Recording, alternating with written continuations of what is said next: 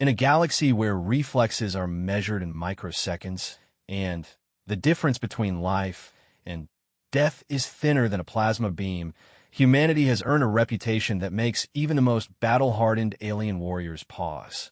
We don't just survive the impossible, we make it look easy. The Xerian Military Academy floated in the void between three star systems, a massive structure of gleaming metal and crystalline observation decks that housed the finest warriors from 12 different species.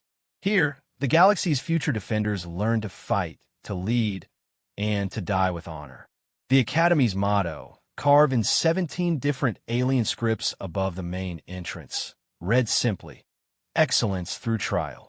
Sarah Chun stood in the equipment bay, adjusting the straps of her training harness for the third time. Around her, cadets from across known space prepared for the day's live-fire exercise.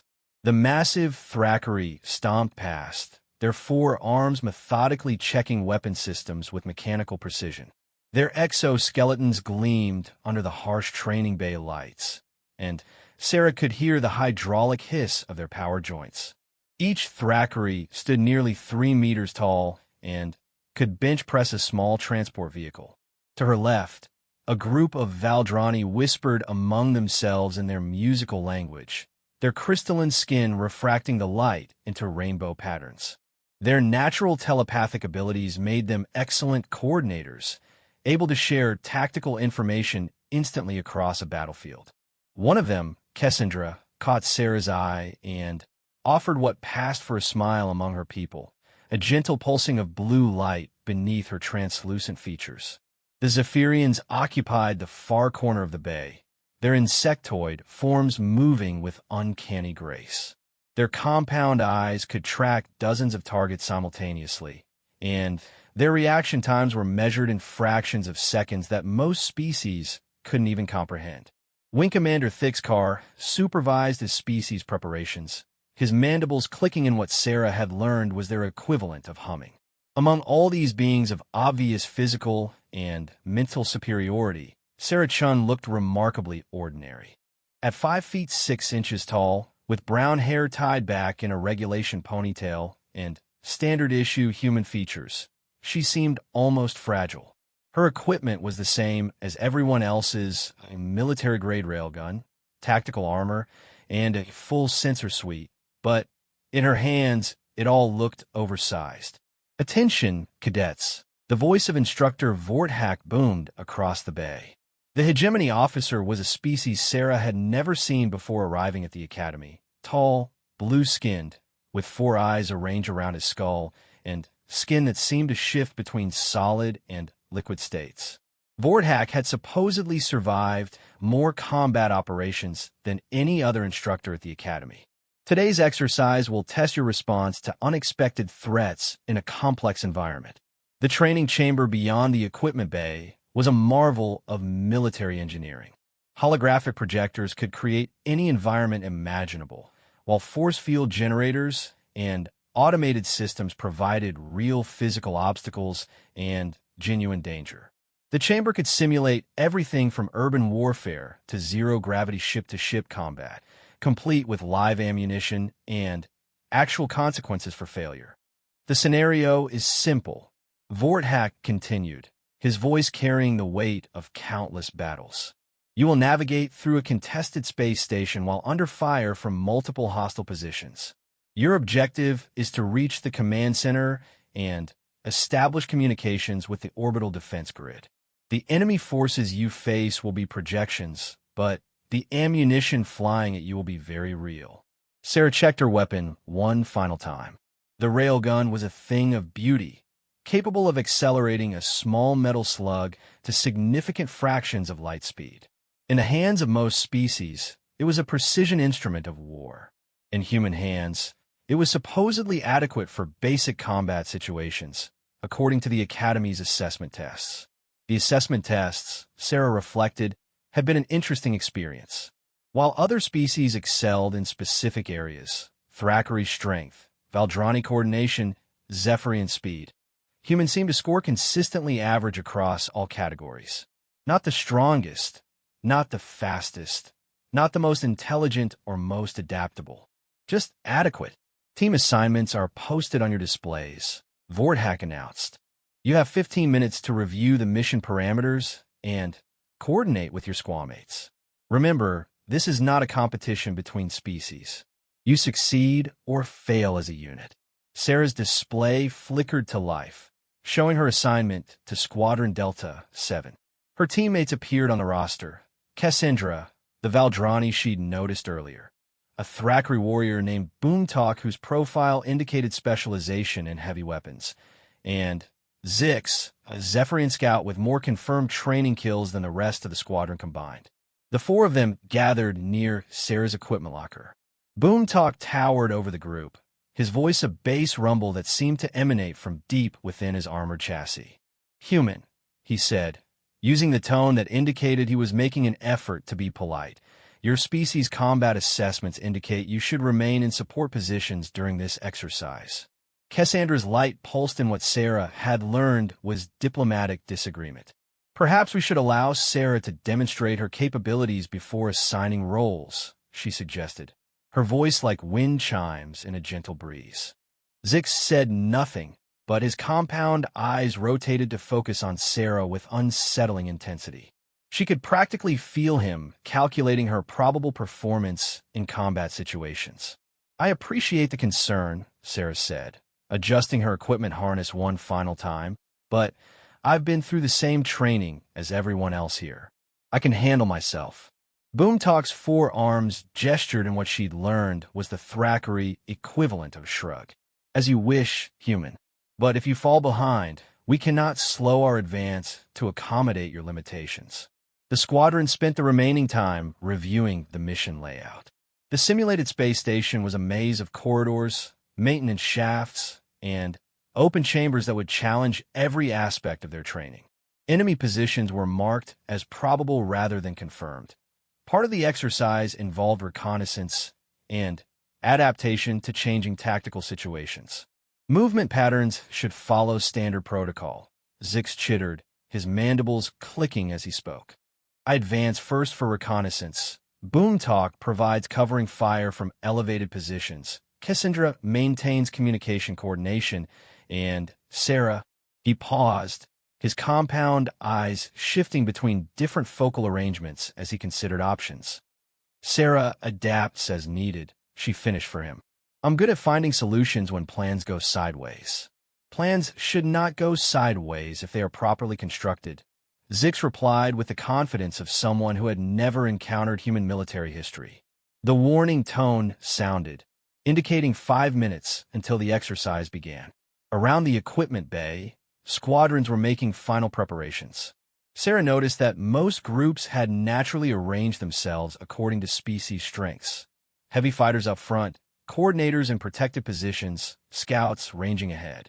Her squadron was the only one with what appeared to be random species distribution. Beginning in 60 seconds, Vorthak's voice echoed through the bay. "Remember, this exercise uses live ammunition in addition to holographic projections. Medical teams are standing by, but genuine injury remains a possibility. Proceed with appropriate caution." Sarah felt her heart rate increase slightly, not from fear, but from the familiar anticipation that preceded any challenging situation. Around her, her teammates were experiencing their own species' pre-combat responses. Boomtalk's hydraulics hissed as his systems pressurized for maximum performance. Cassandra's skin shifted to a more muted color pattern that would provide better camouflage. Zix's breathing slowed to the almost motionless state that indicated full sensory alertness. The chamber doors opened with a pneumatic hiss, revealing the entrance to the simulated space station. Emergency lighting cast everything in red shadows, and the sound of distant weapons fire echoed through the corridors ahead. "Go," Vorthak commanded. Squadron Delta 7 moved into the chamber at a tactical pace. Zix took point, his natural speed allowing him to scout ahead while the others advanced more cautiously. The first corridor was clear, but scorch marks on the walls and the smell of ozone indicated recent combat. They had advanced perhaps 50 meters when Zix's voice crackled through their communication system. "Multiple contacts ahead." estimated 6 hostiles in defensive positions around the main junction. Boomtalk immediately began looking for elevated firing positions, while Cassandra established a tactical network link between all team members. Sarah found herself doing what humans always seem to do in military situations, looking for the option nobody else had considered. "There's a maintenance shaft above the junction," she reported after consulting her scanner. "I could flank them from above while you draw their attention from the main approach." "Negative," Zix replied immediately. "Maintenance shafts are not secure routes. Enemy forces may have established overwatch positions." "Then I'll find out," Sarah said, already moving toward the shaft access panel.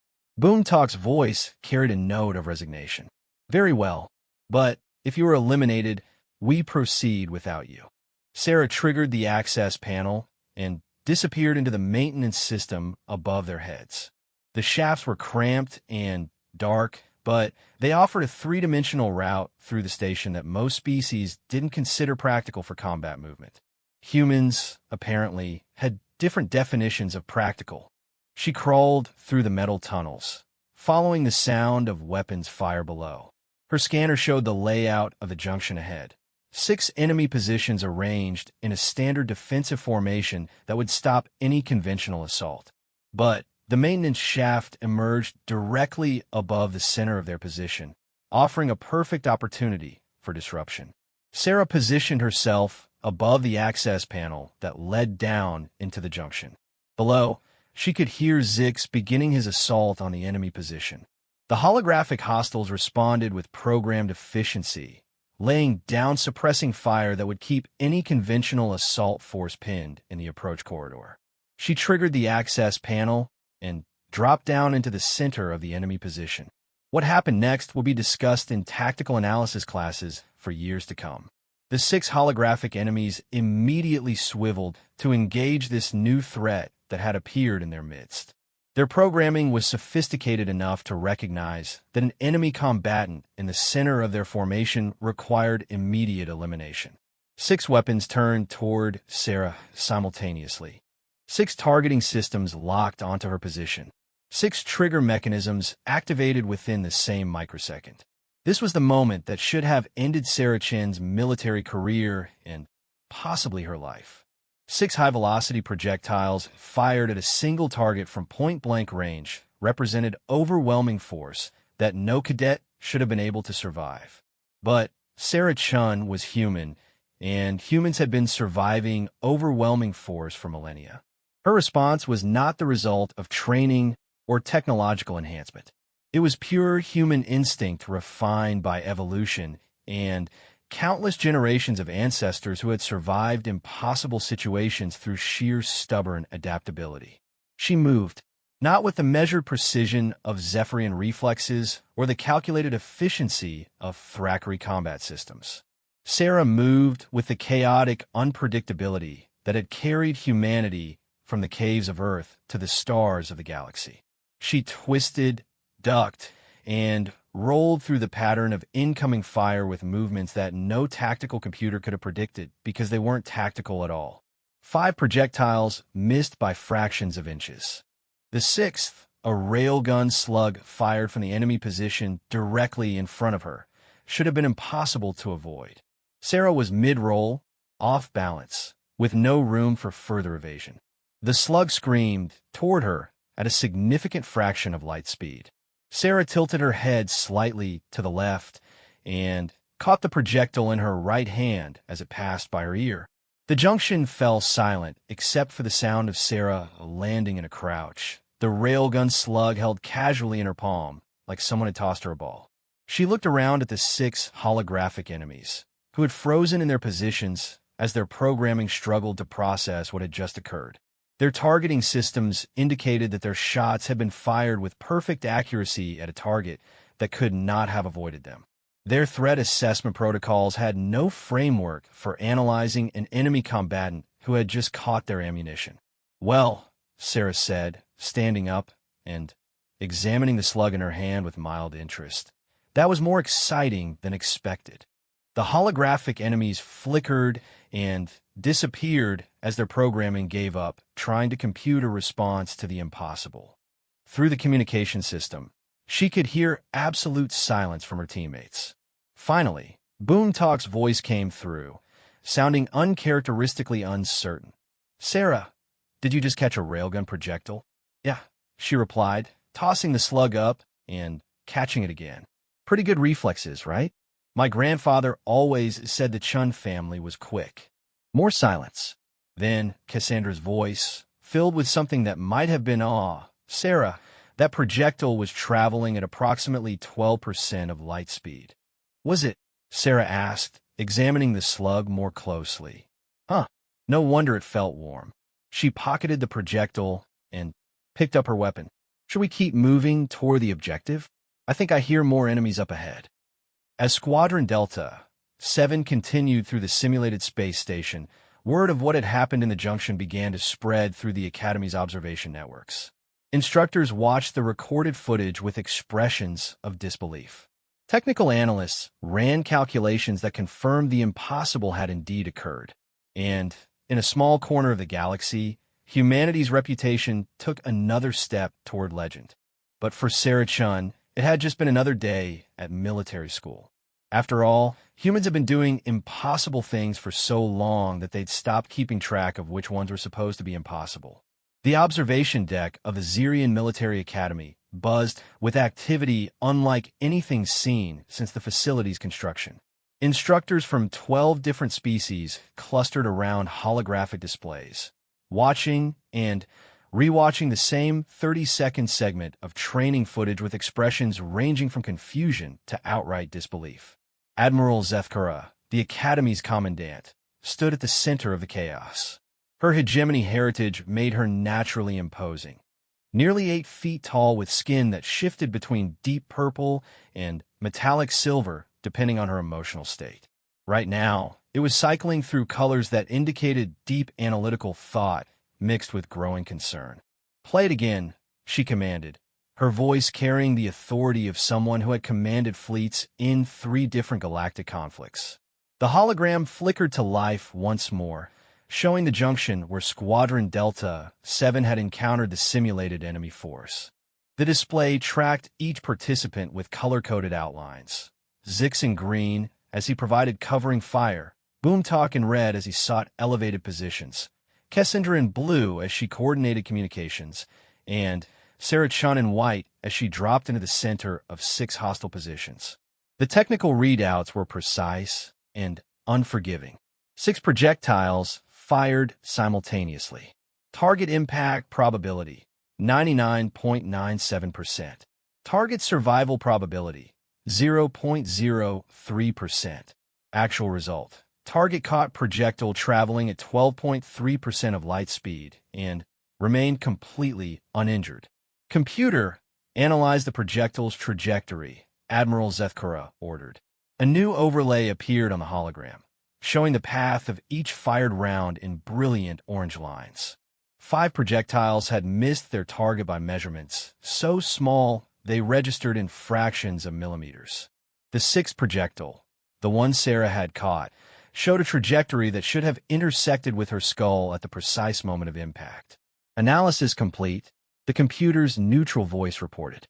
Subject Chin altered her position by exactly 4.7 centimeters during the 0.003 seconds between projectile firing and arrival at target location.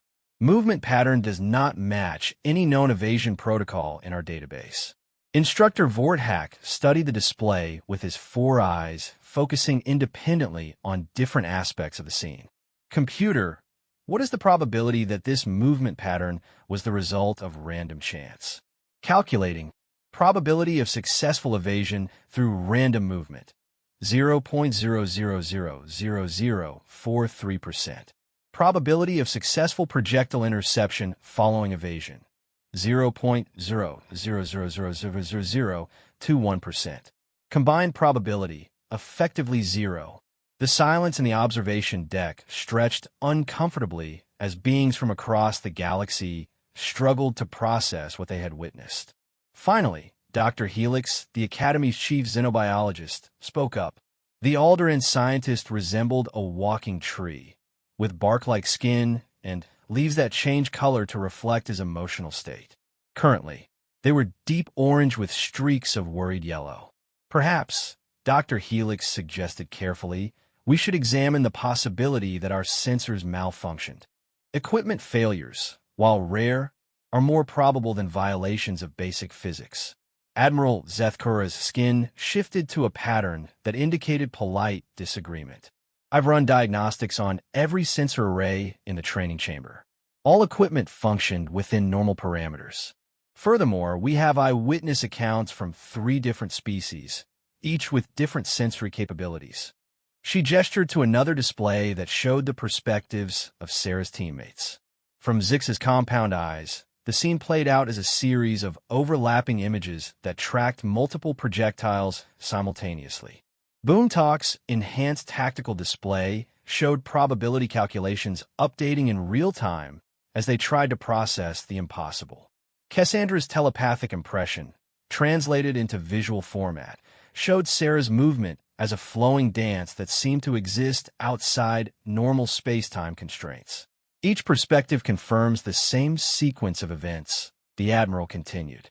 Cadet Chen moved through a pattern of projectile fire that should have been impossible to survive and successfully intercepted a high-velocity round with her bare hand. Instructor Thrace, a reptilian drachmary whose species specialized in combat analysis, raised one clawed hand. His scales were shifting through the color patterns that indicated deep skepticism. Admiral, with respect, humans have been at this academy for 3 years. Their species shows consistently average performance across all combat metrics. They're adequate soldiers, nothing more. This incident must represent some form of equipment malfunction or data corruption. Then explain this, Vorthak said, activating another display. The new hologram showed Academy records spanning the previous 3 years. Dozens of incidents flickered past, human cadets surviving situations that should have killed them, finding solutions to tactical problems that had stumped superior minds, adapting to challenges in ways that defied logical analysis. Cadet Marcus Webb surviving a zero-gravity combat exercise when his life support failed by jury-rigging repairs using components that weren't supposed to be compatible. Cadet Lisa Park completing a survival course in hostile environment conditions that had defeated Thackeray warriors by improvising shelter from materials the other species hadn't even noticed. Cadet John Martinez solving a complex tactical simulation by employing a strategy so unorthodox that the computer had initially classified it as an error. These are isolated incidents, Thrace insisted, but his scales were now showing uncertainty. Statistical anomalies. Every species occasionally produces individuals who exceed normal parameters. Dr. Helix's leaves rustled with the sound of papers being shuffled. Actually, Instructor Thrace, that's what concerns me most. These aren't isolated incidents of exceptional individuals. These are consistent patterns of behavior across the entire human population at the Academy. He activated his own display, showing statistical analysis of human performance over time. Look at the data objectively. Humans consistently score in the middle range for every individual metric we measure. Strength, speed, reaction time, analytical capability, technological aptitude. They're never the best at anything. The display shifted to show performance during actual crisis situations. But in practical application, during real emergencies or unexpected challenges, human success rates are 37% higher than species that score significantly better on our standardized tests. Admiral Zethkura's skin settled into deep silver, indicating serious contemplation. Are you suggesting that our testing methods are inadequate for measuring human capabilities? I'm suggesting that human capabilities might not be measurable using conventional methods, Dr. Helix replied. Consider their evolutionary history.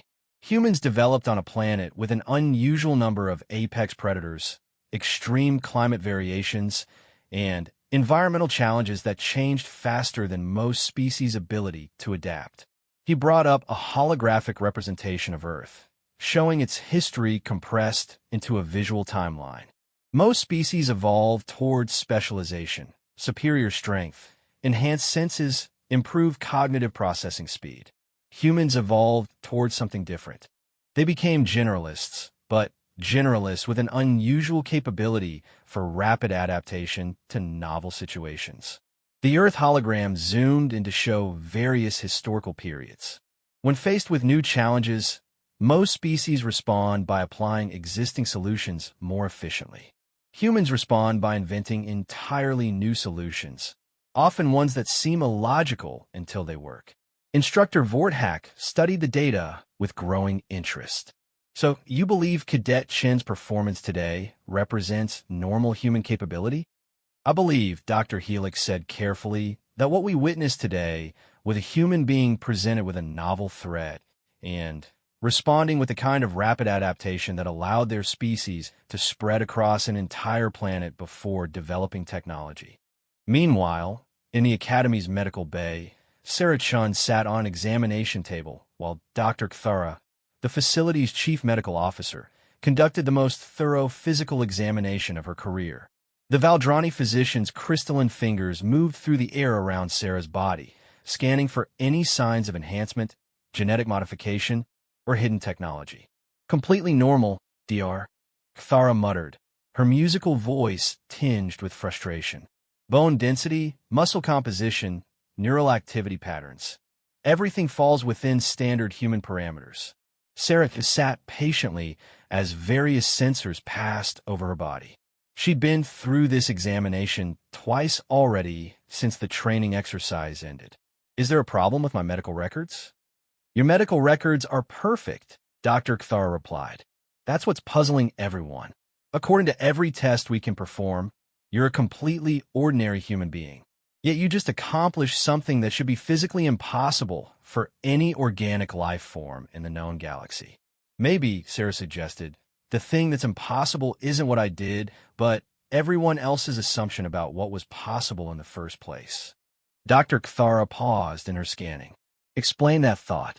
Sarah shifted slightly on the examination table, thinking about how to phrase something she'd never really put into words before. Well, when I was growing up on Earth, my grandmother used to tell stories about her family history. My great-great-grandfather was a pilot during Earth's Second World War. According to her, he once flew a damaged aircraft home when half the wing was missing. The engineering said it was impossible, but he did it anyway. She gestured vaguely at the medical equipment surrounding them. My point is, humans have always done things that were supposed to be impossible. Maybe it's not that we're doing impossible things. Maybe we just don't know enough about what's actually possible. Dr. Kthara's skin shifted to the pale blue that indicated thoughtful consideration. You're suggesting that the limitations we've identified are based on incomplete understanding. I'm suggesting that if something actually happened, then it wasn't impossible, Sarah replied. Everything else is just incomplete data. The medical bay door chimed, and Boomtalk entered with steps so heavy they registered on the facility's seismic monitors.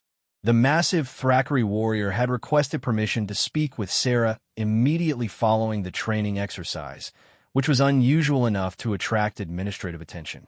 Cadet Chun, Boomtalk said, his voice carrying the formal tones reserved for addressing superior officers. I must speak with you. Dr. Kthara looked between them with interest. I'll step outside for a moment. But, Sarah, we'll need to complete this examination later. After the doctor left, Boomtalk stood silent for several seconds, apparently struggling with how to begin. Finally, he activated his suit's privacy mode, which generated a low-level, sound-dampening field around them. In my culture, he began slowly, we have legends about warriors who could accomplish impossible feats through pure determination and skill. We called them unstoppable ones, beings who succeeded not because they were stronger or faster than their enemies, but because they refused to accept that success was impossible. Sarah waited for him to continue, sensing that this was important to him. These legends were considered metaphorical, stories to inspire young warriors, not historical accounts. But today I watched you do exactly what the unstoppable ones were supposed to do, succeed where success should not be possible. Boomtalk's forearms moved in complex patterns that Sarah had learned indicated deep respect among his people. I have fought alongside the strongest warriors of 12 species. I have seen feats of strength, speed, and skill that would amaze most beings. But I have never seen anything like what you did today. It wasn't really that impressive, Sarah said, feeling somewhat uncomfortable with the intensity of his attention. I just moved fast and got lucky. No, Boomtalk replied firmly. Luck does not allow someone to catch a projectile traveling at significant fractions of light speed. Training does not allow someone to move through patterns of fire that no computer could calculate an escape route through. What you did today was something else entirely. He paused, then continued in a voice that carried the weight of generations. In my culture's legends, the unstoppable ones were not stronger or faster than their enemies. They were something more dangerous. They were unpredictable. They succeeded because they would attempt solutions that no rational mind would consider. Sarah thought about this for a moment. So you think I'm crazy? Boomtalk's breathing apparatus hissed, and what she'd learned was Thackeray laughter. I think you're human. And today I learned that being human might be more remarkable than any of us realized. Back in the observation deck, the debate among the Academy's instructors was reaching new levels of intensity. Species that had maintained polite cooperation for years were now engaged in fundamental disagreements about the nature of combat capability and physical possibility. The footage is clear, insisted Instructor Yerix, a Zephyrian whose compound eyes could track dozens of objects simultaneously. The human moved through a pattern that should have intersected with multiple projectiles. Our calculations show 17 different points where impact should have occurred. Your calculations assume that the human was attempting to follow logical evasion protocols, countered Dr. Helix.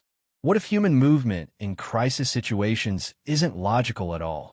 What if it's something else entirely? Admiral Zethkora raised one hand for silence. Her skin had shifted to the deep blue patterns that indicated she was about to make an important decision. We're approaching this from the wrong direction, she announced.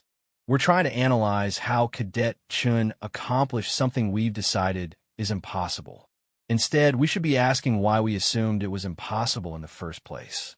The observation deck fell quiet as instructors from across the galaxy considered this perspective. Computer, the Admiral commanded, analyze all combat training record for the past 5 years. Cross-reference any incidents where actual performance exceeded predicted outcomes by more than standard deviation ranges. Processing. Analysis complete. Found 1,247 incidents matching specified criteria. 94% of these incidents involved human cadets. The silence in the observation deck took on a different quality as the implications of this data settled in. Computer, expand the search. Include all military academies in the Galactic Defense Network. Processing. Analysis complete. Found 23,891 incidents matching specified criteria across all academies. 97% of these incidents involve human personnel.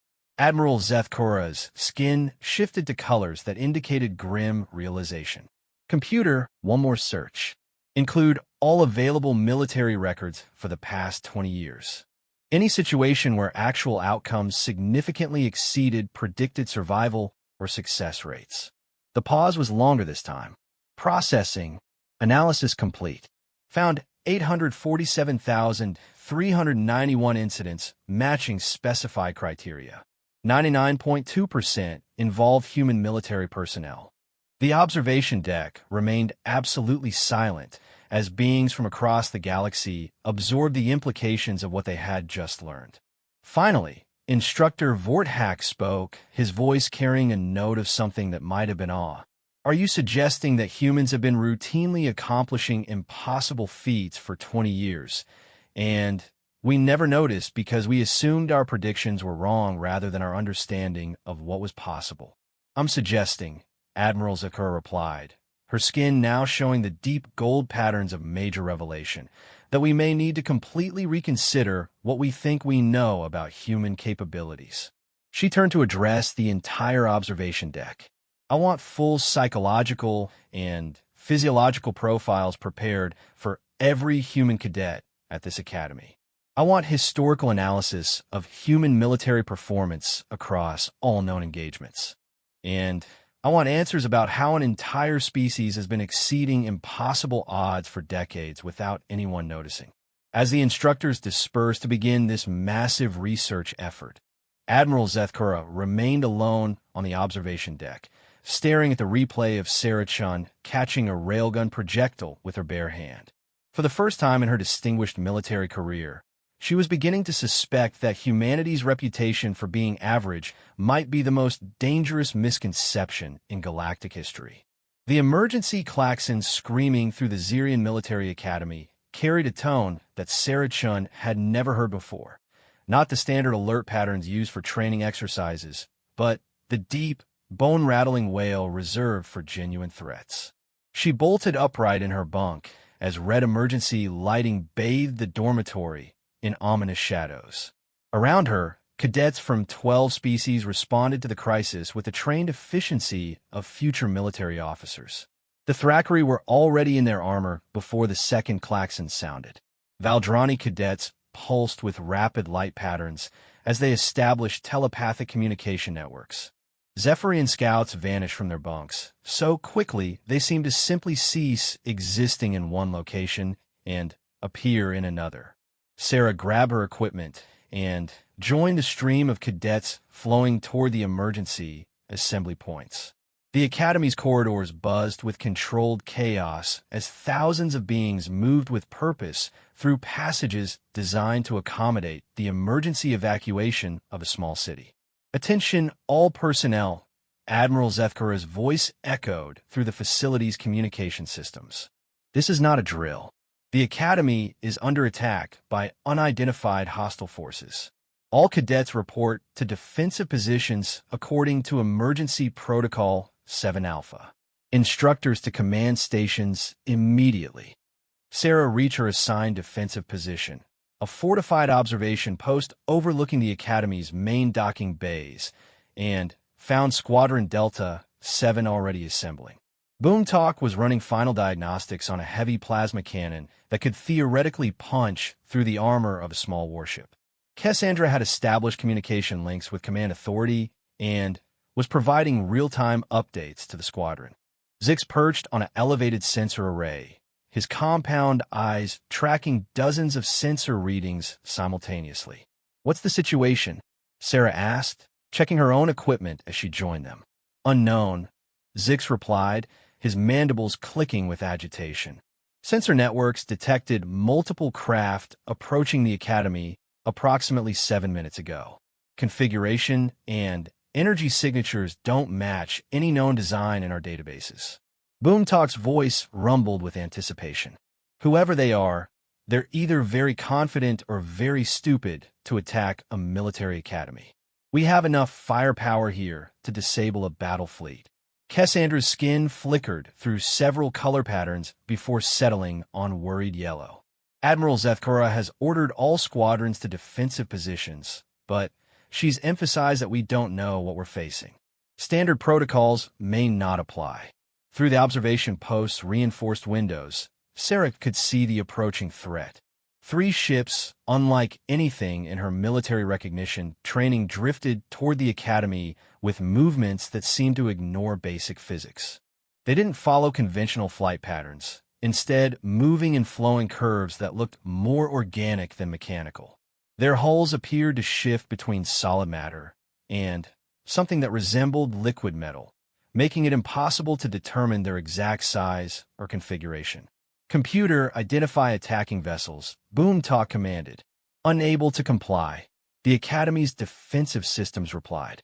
"Ship configurations do not match any design in our databases. Energy signatures are inconsistent with known propulsion technologies. Estimated threat level, unknown."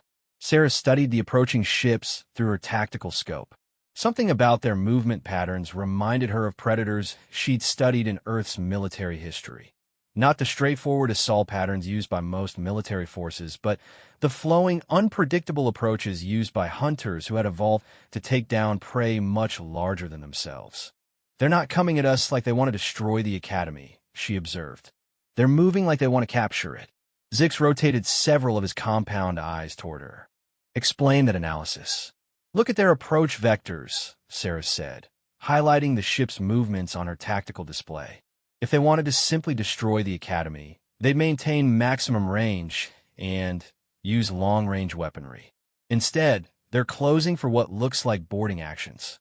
Boarding actions against a military academy would be suicide, Boomtalk stated confidently. We have over 10,000 trained military personnel here, including instructors with combat experience from a dozen different conflicts.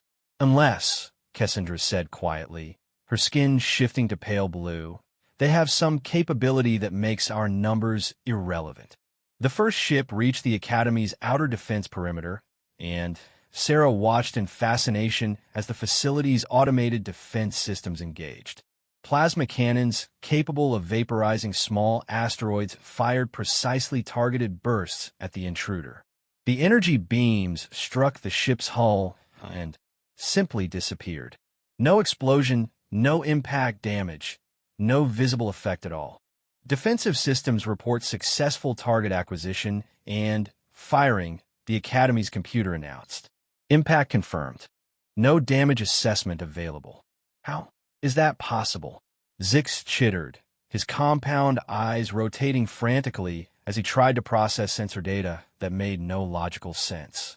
The second and third ships reached the Academy's hull and attached themselves to docking ports with movements so smooth they seemed choreographed. Within moments, cutting beams began burning through the reinforced barriers designed to withstand military-grade explosives. All squadrons, prepare for boarding action, Admiral Zethkura's voice commanded through their communication systems. Unknown hostiles are breaching hulls on multiple decks. Engage with extreme caution. Sarah felt a familiar sensation, the heightened awareness that came when her brain detected patterns that didn't match normal expectations. During her childhood on Earth, her grandmother had called it danger sense, the ability to recognize when something was very wrong even before conscious thought identified the specific threat. Something's not right about this, she said, studying the tactical displays more carefully. These ships move like they're alive, their hulls absorb our weapons without taking damage, and they're boarding us instead of destroying us. What kind of enemy does that? The kind that wants something specific, Cassandra replied, her telepathic abilities picking up something in Sarah's tone. What are you thinking? Before Sarah could answer, the first reports began coming through the communication network. Squadrons engaging the boarding parties reported encounters unlike anything in their training. The enemy forces didn't fight like soldiers. They fought like something that had evolved for combat rather than learned it. Squadron Beta, 3 reporting heavy contact. A voice crackled through their communications. Enemy forces they're not using weapons. They're just moving through our defensive positions like our firepower doesn't matter. Squadron Gamma, 7 requesting immediate support. These things are fast. Faster than anything I've ever seen. Our targeting systems can't lock onto them. Alpha Squadron, emergency report. They're not trying to kill us. They're taking prisoners. They're specifically targeting our command personnel. Sarah's danger sense intensified as the pattern became clear. They're not here to destroy the Academy, she said with growing certainty.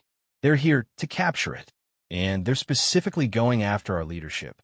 Boomtalk's hydraulics hissed as he swiveled the heavy plasma cannon toward the nearest breach point. Then, they will learn that taking prisoners from a military academy is more difficult than they anticipated.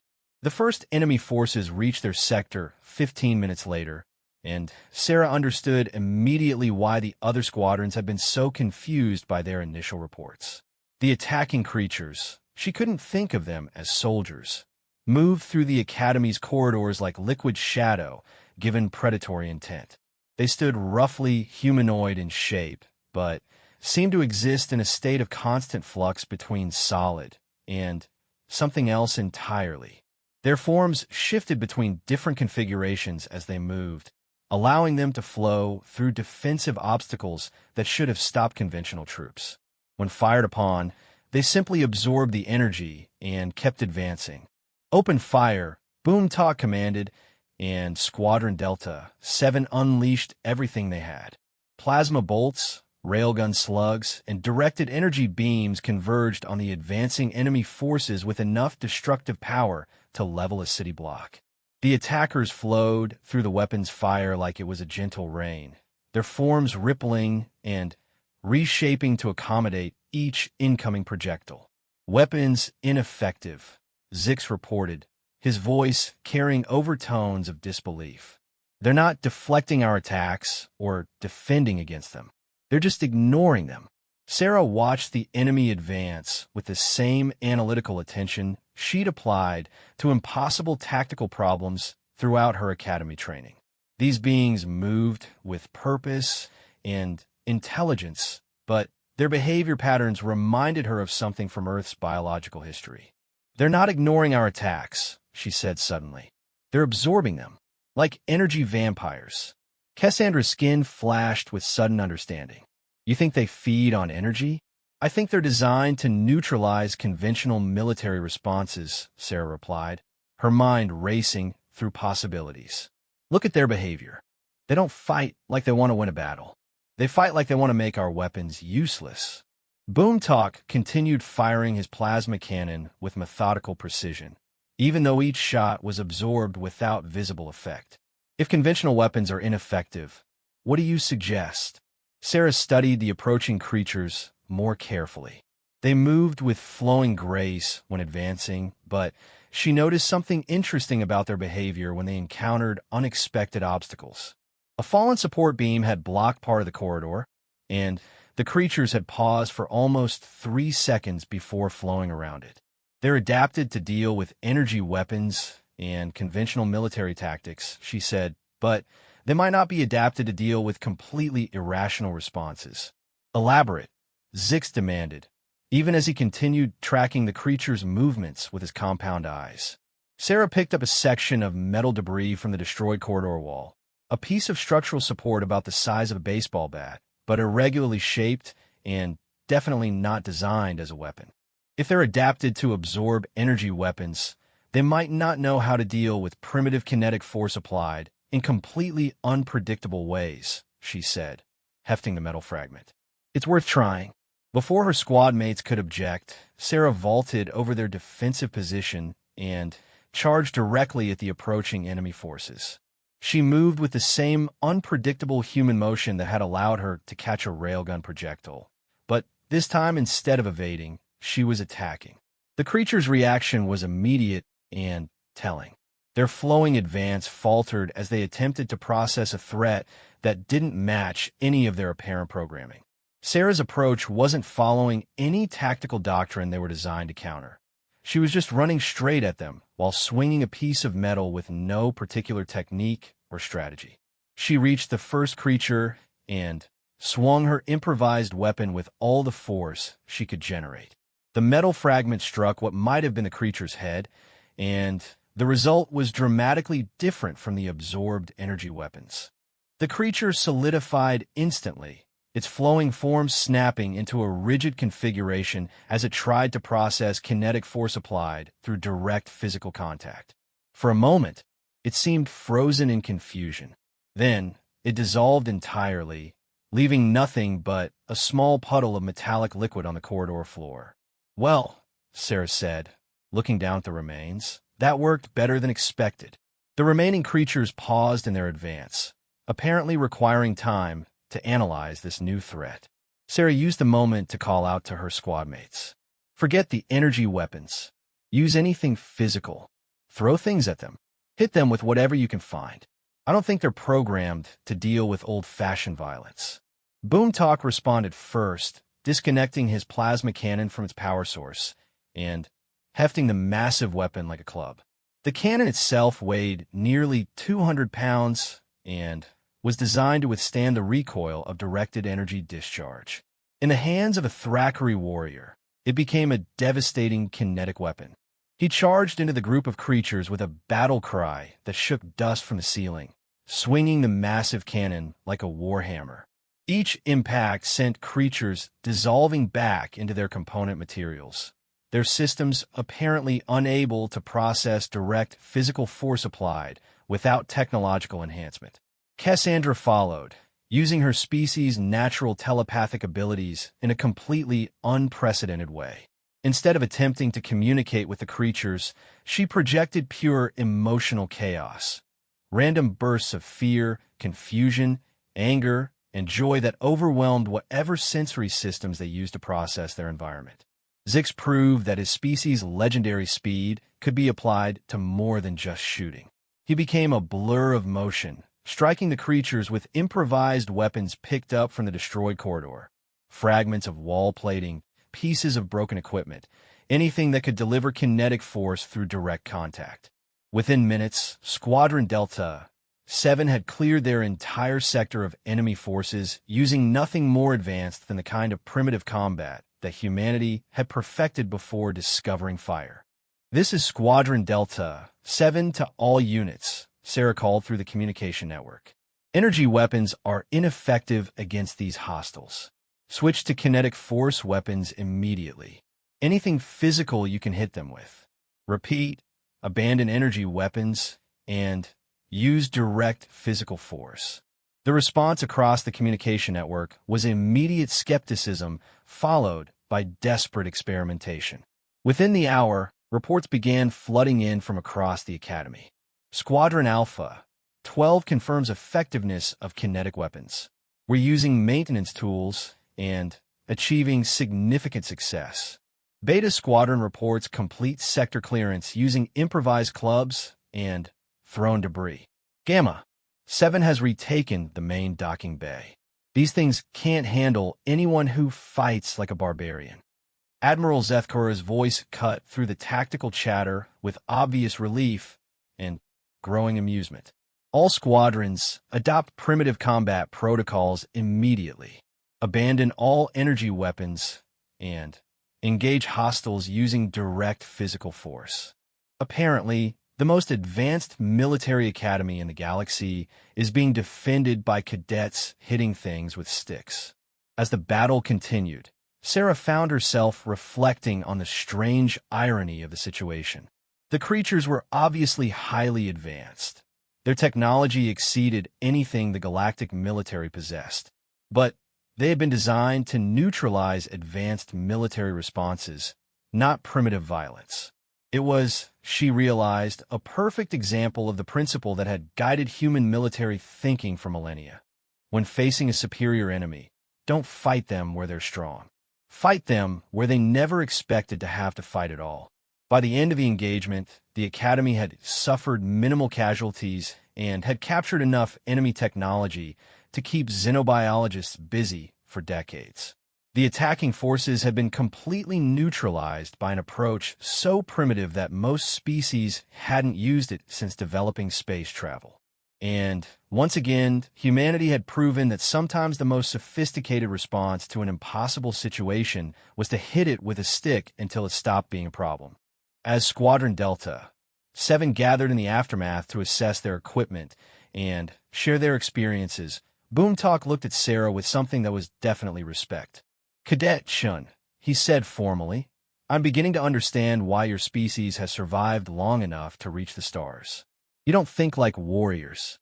You think like something much more dangerous." "What's that?" Sarah asked, cleaning metal fragments off her improvised weapon. "You think like humans," he replied. "And, apparently, that's the most unpredictable force in the galaxy." The tactical briefing room aboard the Xerian Military Academy had never hosted a meeting quite like this one. Representatives from the Galactic Defense Council occupied seats arranged in a perfect circle, their various physiologies accommodated by furniture that could adapt to 12 different species requirements. The air hummed with translation devices working overtime to convert concepts between languages that had evolved on worlds separated by thousands of light years. Admiral Zethkora stood at the center of the circle, her skin displaying the deep silver patterns that indicated she was about to share information of critical importance. Around her, the galaxy's most experienced military leaders waited with expressions of skepticism, curiosity, and, in some cases, barely concealed disbelief. The initial attack on this academy, she began, was not an isolated incident.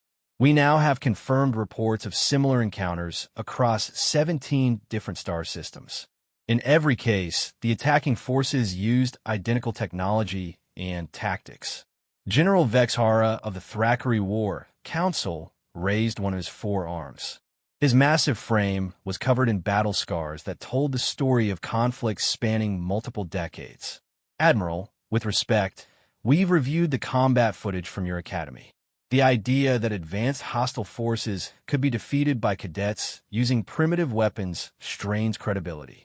I understand your skepticism, Admiral Zethkora replied, which is why I've invited the individuals responsible for developing the successful defense strategy to present their analysis directly. She gestured to a smaller table where Squadron Delta 7 sat in their formal dress uniforms. To most of the assembled military leaders, they looked like exactly what they were, young cadets barely out of basic training. Sarah Chun, in particular, seemed almost impossibly ordinary among beings whose species were renowned across the galaxy for military prowess. Sarah stood and activated the holographic display system. Honored representatives, she began, using the formal address protocols she'd memorized for exactly this type of presentation. The enemy forces we encountered possessed technology that rendered conventional military responses ineffective. The first hologram showed the attacking ships approaching the academy. Their vessels could absorb directed energy weapons without taking damage. Their personnel could flow through defensive obstacles and ignore most forms of kinetic projectiles. By any standard tactical analysis, they should have been unstoppable. General Kthex of the Valdrani Defense Corps, his crystalline features reflecting the holographic light into rainbow patterns, leaned forward with interest. Yet Academy records indicate they were completely neutralized within 6 hours of initial contact.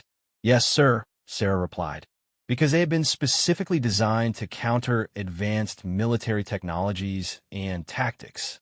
They had no defensive programming for primitive combat methods.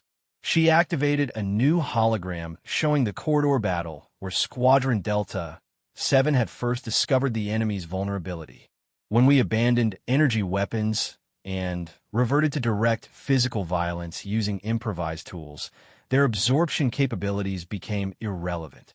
The assembled military leaders watched in fascination as the hologram showed Sarah destroying enemy forces with nothing more sophisticated than a metal bar swung with raw human determination. Commander Thrix of the Zephyrian Rapid Response Forces chittered softly before speaking. This suggests a level of tactical adaptation that exceeds normal military training protocols.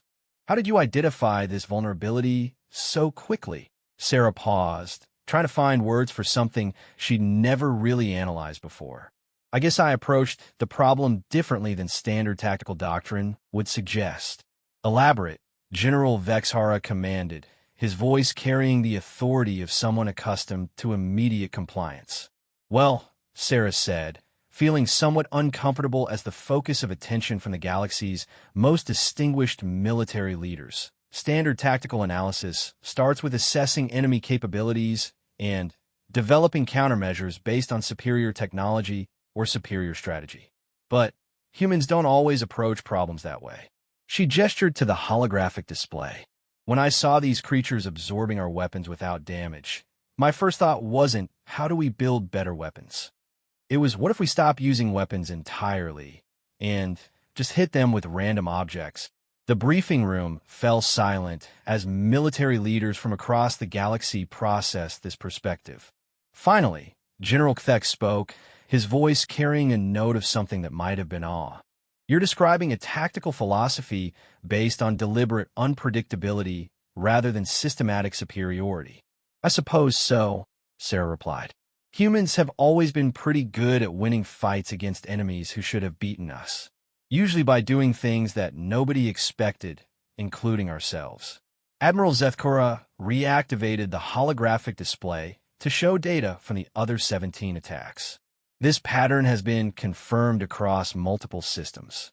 In every case where human personnel were present, They developed unconventional solutions that neutralized the enemy forces. In systems without human personnel, the attacks were successful. The implications of this data settled over the assembled representatives like a heavy blanket. General Vexhara was the first to speak.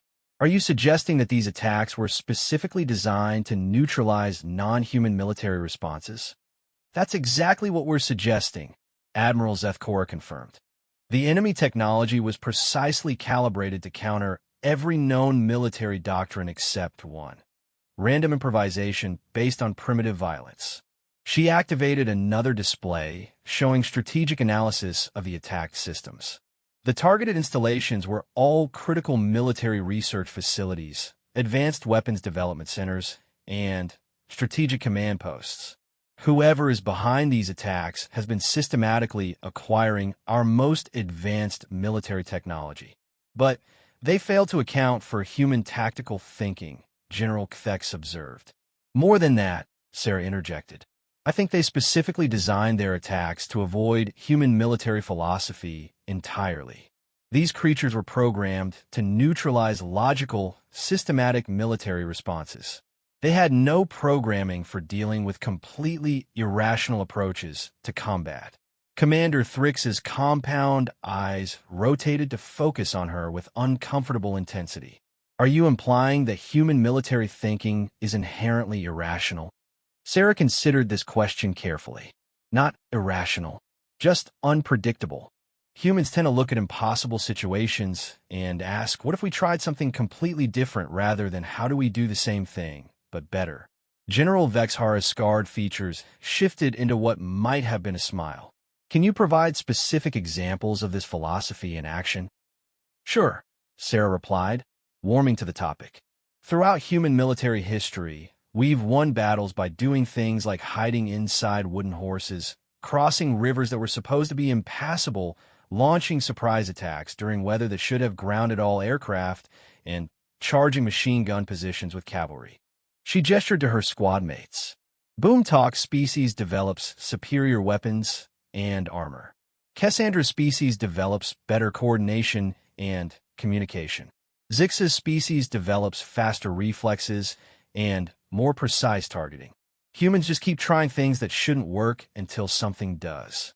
The assembled military leaders exchanged glances that carried meanings Sarah couldn't interpret.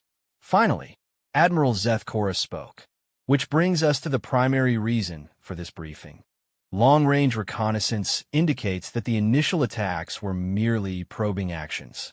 The main enemy force is estimated to be significantly larger and more sophisticated than anything we encountered at the Academy. A new holographic display showed sensor readings from the outer rim of known space. Massive energy signatures indicated a fleet of unprecedented size moving toward the galaxy's core systems. Our analysis suggests that this force will be equipped with countermeasures designed to neutralize every defensive strategy used in the initial attacks, Admiral Zethkora continued, including the primitive combat methods that proved effective. So what do you recommend? General Kthex asked. Sarah felt that familiar sensation of her brain identifying patterns that didn't quite make logical sense. May I ask a question about the enemy fleet composition? Admiral Zethkora needed permission. The energy signatures you're showing indicate massive ships using technology beyond our current understanding. But the probe attacks used relatively small forces with specialized capabilities. Why the different approach? Unknown, Admiral Zethkora replied. What are you thinking? Sarah studied the sensor data more carefully. The probe attacks were surgical, precisely designed to neutralize specific defensive capabilities while capturing strategic assets. This main force looks like it's designed for overwhelming destruction rather than careful acquisition. She highlighted specific elements of the sensor readings. That suggests they learned something from the probe attacks that changed their strategic approach, such as the discovery that at least one species in the galaxy can't be reliably neutralized using systematic technological superiority, Sarah replied. So they're abandoning systematic approaches entirely and moving to total, overwhelming force. General Vexhara leaned forward with obvious interest. You believe they've specifically adapted their strategy to counter human tactical unpredictability? I think they've decided that the only way to guarantee success against humans is to make sure we don't have time to think of anything creative, Sarah said. Overwhelming force applied faster than anyone can adapt to it. The briefing room fell silent as the implications of this analysis settled in. If Sarah was correct, the approaching enemy fleet represented a threat that couldn't be countered by any conventional military response, including the improvised tactics that had worked against the probe forces. Finally, Commander Thrix spoke, his mandibles clicking with what Sarah had learned was Zephyrian laughter. Then, perhaps, he said, it's time for humanity to demonstrate what you do when conventional improvisation isn't sufficient. Sarah felt a familiar grin spreading across her face. You want to see what happens when humans stop trying to make sense and just get creative? I believe, General Kthek said, his crystalline features shifting to patterns of anticipation, that the galaxy is about to learn why humanity managed to survive on a planet full of predators before developing space travel. Admiral Zethkora's skin shifted to deep gold, the color of major decisions being made. Squadron Delta 7, I'm placing you in charge of developing unconventional strategic responses to this threat. You'll have access to any resources you require and authority to implement any tactics you deem necessary. She paused, then continued with a slight smile. I suspect we're about to discover that giving humans unlimited authorization to be creative in military situations is either the best idea in galactic history or the most terrifying. Boomtalk's hydraulics hissed, and what Sarah had learned was his version of laughter. In my experience, he said, when humans are involved, those are usually the same thing. As the briefing concluded and the various military leaders dispersed to begin preparations for the approaching threat, Sarah found herself standing before the holographic display showing the massive enemy fleet. The scale of the approaching force was genuinely intimidating. Enough firepower to sterilize entire star systems, moving with the inexorable purpose of a natural disaster. But as she studied the enemy formation, she began to notice patterns that suggested possibilities. The fleet moved with perfect coordination, maintaining precise formations and systematic approach vectors. Their strategy was based on overwhelming superiority applied through logical tactical deployment. In other words, they were doing exactly what any rational military force would do when faced with a need to guarantee victory through superior firepower, which meant they were probably not prepared for what would happen when someone responded to overwhelming force by doing something completely irrational. Sarah's grin widened as she began to formulate ideas that would probably terrify her instructors and definitely violate every principle of conventional military strategy. After all, humanity had been doing impossible things for so long that they developed a reputation for it. It was time to show the galaxy what happened when humans stopped trying to be reasonable and started trying to be human. The Galactic Defense Council's Emergency Command Center had been converted into something that looked like organized chaos supervised by control madness. Holographic displays showed fleet positions, tactical projections, and strategic assessments that updated in real time as the massive enemy force approached the galaxy's core systems. In the center of it all, Sarah Chun stood before a three-dimensional battle map that would have impressed military strategists from a dozen different species. What wouldn't have impressed them was her complete disregard for every principle of conventional warfare that had developed over millennia of galactic conflict. Let me make sure I understand this correctly, Admiral Zethkora said, her skin displaying colors that indicated she was struggling between admiration and horror. You want to defeat a fleet of 2,000 ships using a strategy based on musical chairs? Not exactly musical chairs, Sarah replied, manipulating the holographic display to show her proposed battle plan. More like a combination of musical chairs, hide and seek, and that game where you try to pull a tablecloth out from under the dishes without breaking anything. General Vexhara, whose four arms were currently crossed in what Sarah had learned was the Thackeray expression for deep skepticism, studied the display with obvious concern. Cadet Chun, this plan appears to violate every established principle of fleet engagement. That's the point, Sarah said cheerfully. The enemy fleet is designed to counter logical military strategies using overwhelming superiority. So we're not going to use a logical military strategy. She highlighted different elements of her plan as she spoke.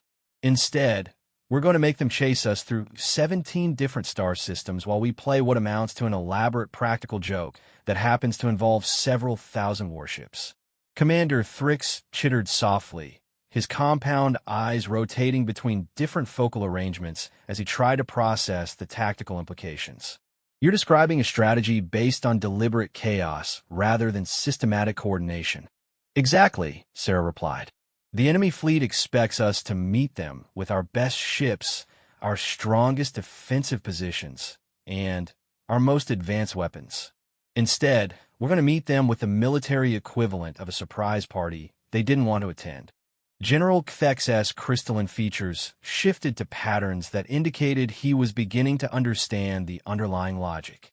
You're planning to use their own systematic approach against them, right? Sarah said, activating a new section of the holographic display. Their fleet coordination is perfect. Every ship maintains precise formation, responds to threats with calculated efficiency, and follows logical tactical protocols. That level of coordination is their greatest strength. She paused dramatically. It's also their greatest weakness, if you know how to exploit it. Admiral Zethkora leaned forward with interest. Elaborate. Perfect coordination means perfect predictability, Sarah explained. When Ship A takes action X, ships B through Z respond with predetermined actions Y through ZZ. It's incredibly efficient, but it also means that if you can manipulate Ship A's response, you can predict and control the entire fleet's behavior. She gestured to the battle map, where thousands of small holographic ships represented both friendly and enemy forces. So instead of fighting them directly, we're going to lead them through a series of tactical situations designed to make their perfect coordination work against them. General Vexhara studied the plan more carefully, his scarred features beginning to show grudging interest. You're describing a strategy where enemy strengths become liabilities. Exactly, Sarah replied. But we have to execute it perfectly because if they figure out what we're doing before we finish setting up, they'll adapt and probably vaporize us. She activated the first phase of her tactical display. Phase 1. We're going to make them think they've achieved overwhelming tactical superiority by allowing them to corner our main fleet in the Rigel system. The display showed the Galactic Defense Fleet retreating to what appeared to be a desperate last stand in a system that offered minimal strategic advantages. This will trigger their systematic response protocol, Sarah continued. They'll deploy in a perfect encirclement formation designed to prevent any possibility of escape while maximizing their firepower advantage. Admiral Zethkora's skin shifted to colors indicating growing understanding mixed with concern. And then? Then, we execute Phase 2, Sarah said, activating the next section of her plan. While they're busy surrounding our main fleet, secondary forces that have been hiding in 17 different systems begin Phase 2. Tag, you're it.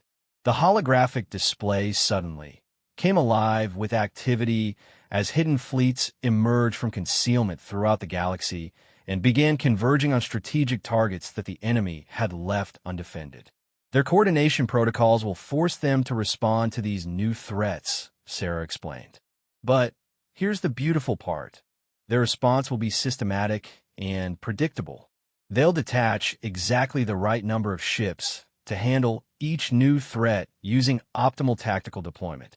General Kthex was beginning to smile, his crystalline features reflecting holographic light in patterns of anticipation. Which means you can predict exactly how many ships they'll send to each location. Right, Sarah confirmed. And since we know exactly how many ships they're sending, we know exactly how many ships we need to deploy to make them think they're winning while actually leading them into increasingly disadvantageous positions. Commander Thrix's mandibles clicked rapidly as he processed the implications. You're planning to manipulate their entire fleet through a series of engineered tactical situations. Think of it as the galaxy's largest game of chess, Sarah said. Except we're going to keep changing the rules without telling them, and every time they adapt to our new rules, we're going to change them again. She activated Phase 3 of the display. By the time we reach Phase 3, their fleet will be scattered across multiple systems, pursuing what they think are strategic opportunities, but are actually carefully designed traps. The holographic battle map showed enemy forces spread throughout known space, each group engaged in what appeared to be successful tactical operations against isolated defense forces. And then, Sarah said with obvious satisfaction, we execute Phase 4. Surprise, mother, language, cadet. Admiral Zethkora interrupted, though her skin patterns indicated amusement rather than disapproval. Sorry, Admiral. Phase 4. Surprise, surprise. The holographic display exploded into coordinated action as hidden reserves emerged from impossible concealment positions, and defense forces that had appeared to be losing suddenly revealed overwhelming local superiority. The scattered enemy forces find themselves individually outnumbered in 17 different systems simultaneously, Sarah explained. And because their coordination is based on maintaining perfect formation, they can't effectively regroup when their formations are broken. General Vexhara was now leaning forward with obvious fascination. You're describing a strategy where the enemy's greatest strength, perfect coordination, becomes the mechanism of their defeat. Exactly, Sarah replied. But the best part is Phase 5. She activated the final section of her tactical plan, and the assembled military leaders fell silent as they processed what they were seeing. Phase 5, Admiral Zethkora asked quietly. Phase 5 is where we discover whether the enemy forces have any sense of humor, Sarah said with a grin that would have worried anyone who knew human expressions well enough to recognize pure mischief. The holographic display showed the final engagement, where the scattered and confused enemy forces would finally regroup for a desperate assault on what they believed was humanity's last remaining stronghold. They'll arrive expecting to find a final defensive position manned by the survivors of our shattered fleet, Sarah explained. Instead, they'll find the entire galactic defense force waiting for them with a big sign that says, "Welcome to the party," and enough firepower to turn their remaining ships into very expensive debris. The command center fell silent as the full scope of Sarah's plan settled in. She had designed a strategy that would manipulate the most powerful military force in galactic history into defeating itself through its own perfectly logical responses to engineered tactical situations. Finally, General Kthek spoke, his voice carrying a note of something between admiration and terror. This plan is either brilliant or completely insane. Why not both? Sarah replied cheerfully. Admiral Zethkora's skin shifted through several color patterns before settling on deep gold, the color reserved for momentous decisions.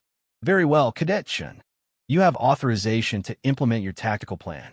May whatever deities watch over fools, and humans preserve us all. Commander Thrix's compound eyes focused on Sarah with uncomfortable intensity. What if they adapt faster than you anticipate? What if their coordination protocols include responses to unconventional tactics? Sarah's grin widened. Then we implement Plan B, which is... Plan B is where we stop pretending to be a military force and start behaving like humans with access to planet-killing weapons and no adult supervision. The assembled military leaders exchanged glances that carried meaning Sarah was probably better off not understanding. I'm not sure whether to be terrified or excited, General Vexhara admitted. In my experience, Boontalk rumbled from his position near the tactical displays. When humans are involved, those are usually the same emotion. The next 6 days became known throughout galactic military history as the Week of Impossible Geometry, though scholars would debate for decades whether this referred to Sarah's tactical maneuvering or the enemy fleet's increasing confusion about how basic physics could be applied to military strategy. Phase 1 executed flawlessly.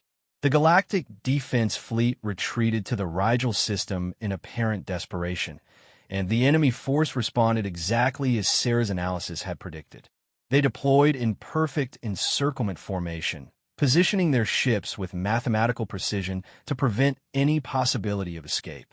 Phase 2 began 12 hours later, when secondary fleets emerged from concealment across 17 systems and began attacking targets that the enemy had left undefended. The response was immediate and systematic. Exactly the right number of ships detached from the main force to handle each new threat with optimal efficiency. By Phase 3, enemy forces were scattered across known space, each group convinced they were winning tactical victories against increasingly desperate defense forces.